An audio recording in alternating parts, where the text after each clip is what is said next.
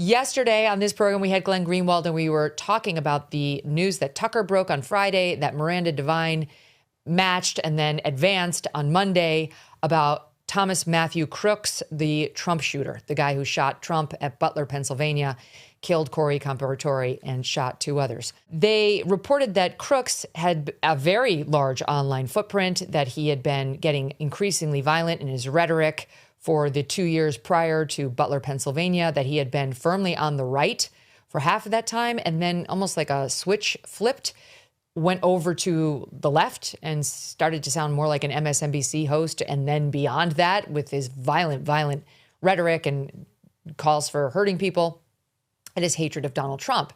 And then Miranda advanced the story by reporting that he also was part of the furry culture, trans furry culture, that he was using pronouns, they, them, like non-binary stuff, and was into furries, just like we've seen with the Charlie Kirk accused shooter, with the Ascension, Minneapolis school shooting, and so many others, the one in Nashville, Tennessee.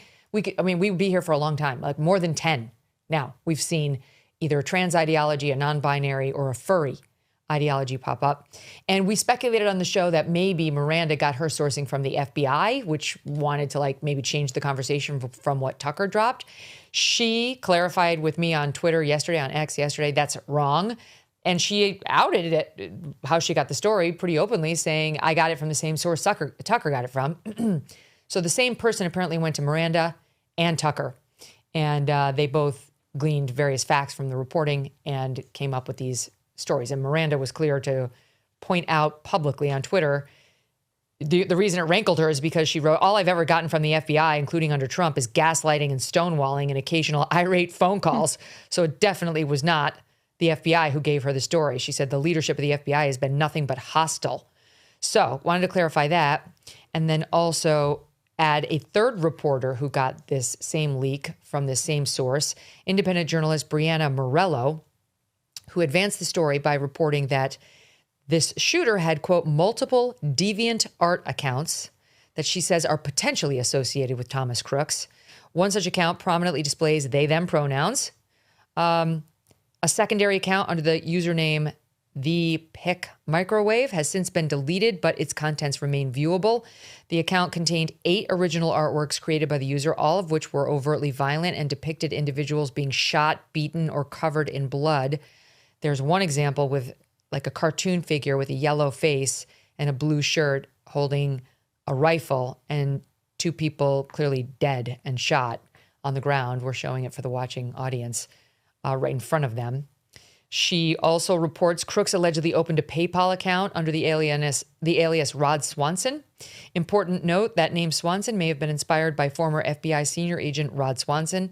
The former FBI employee was the chief of investigations for the state of Nevada during the 2017 Vegas mass shooting.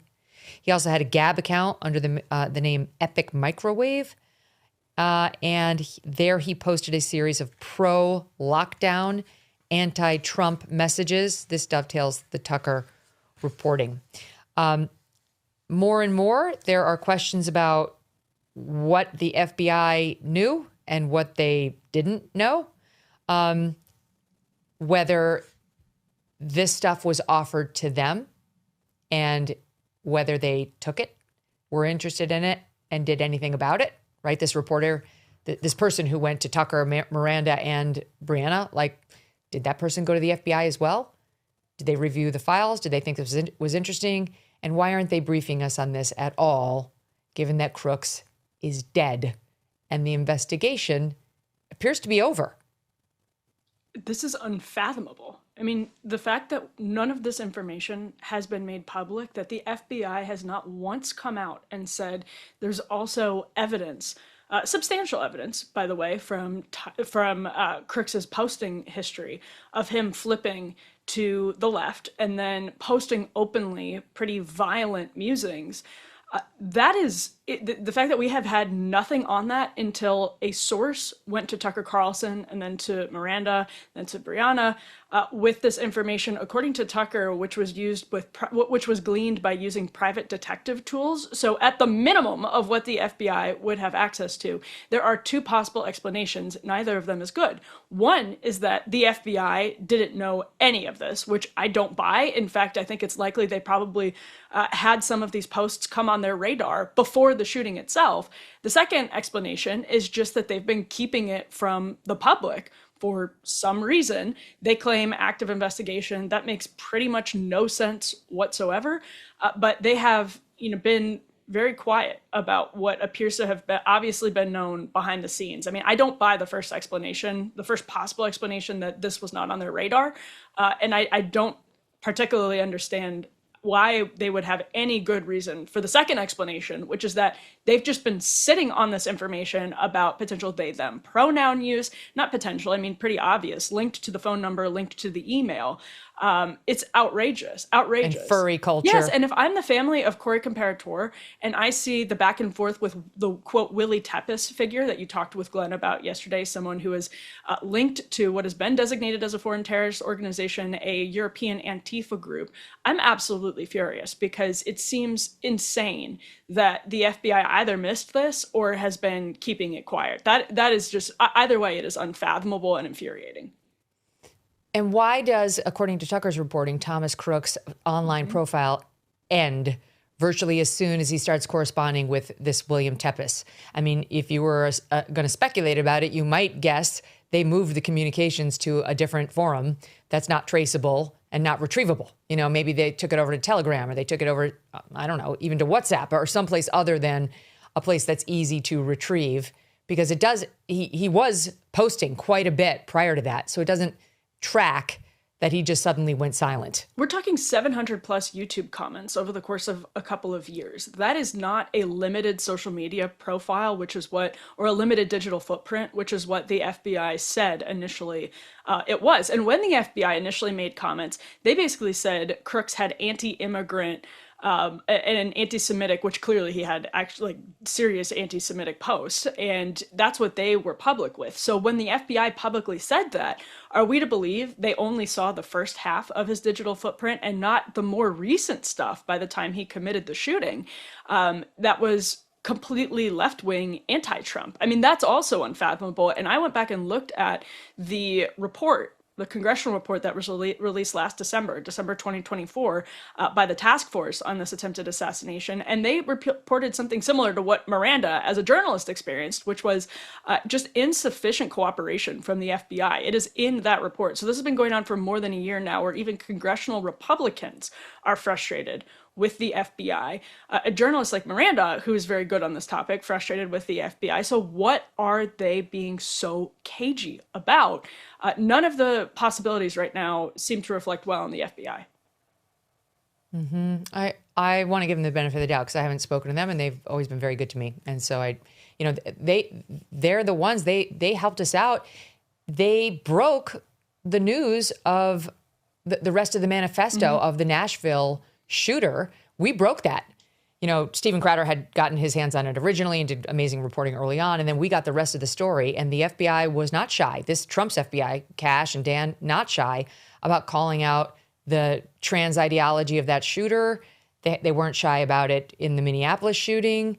So, I don't get why this would have been ostensibly a secret in the case of the Butler shooter. Maybe it's that they weren't able to actually verify it. Neither Tucker nor Miranda nor Brianna are saying definitively we could swear to it in a court of law. It's 100% Thomas Crooks and his social media. But it seems clear that it is. They've gotten us one step short of that. So maybe that's the FBI's hang up. They're the FBI and they can't say it publicly unless they have it. They've got it nailed. I don't know. But the whole thing, there should just be an openness.